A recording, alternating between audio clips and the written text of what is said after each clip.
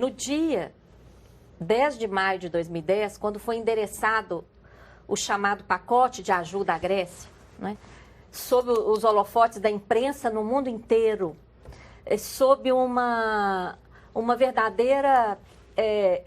colocar a Grécia numa berlinda e numa situação verdadeiro terrorismo, dizendo que aquela crise da dívida da Grécia, se não fosse bem solucionada, iria provocar um colapso em toda a zona do euro. O que a gente já questiona de cara, porque o PIB da Grécia é cerca de 2% do PIB da zona do euro. 2%. Como é que 2% vai colocar em colapso 98%? Então aí você já vê que algo já está um pouco estranho. Quando nós começamos a analisar as medidas que foram tomadas simultaneamente ao endereçamento desse plano para a Grécia, o que nós encontramos?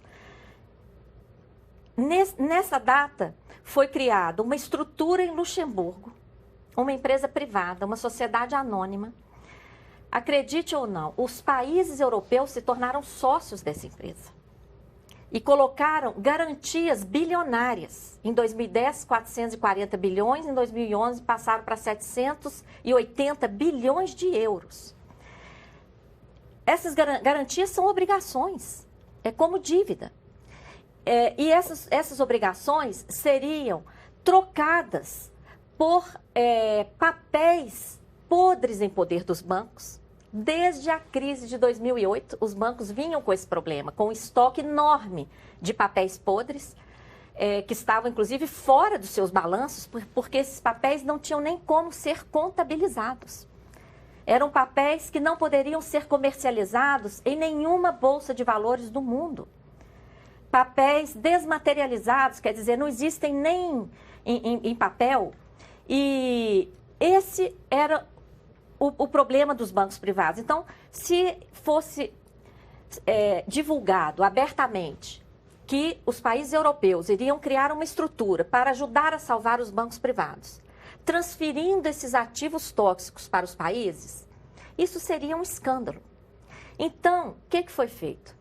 No mesmo dia que criaram o plano de socorro à Grécia, criaram essa estrutura em Luxemburgo, que serve desse veículo, que troca esses ativos podres, que acabam chegando nos países, e os ativos, as garantias emitidas pelos países, acabam chegando nos bancos privados. Tá? No mesmo dia, um outro programa do Banco Central Europeu, ilegal, para comprar papéis no mercado.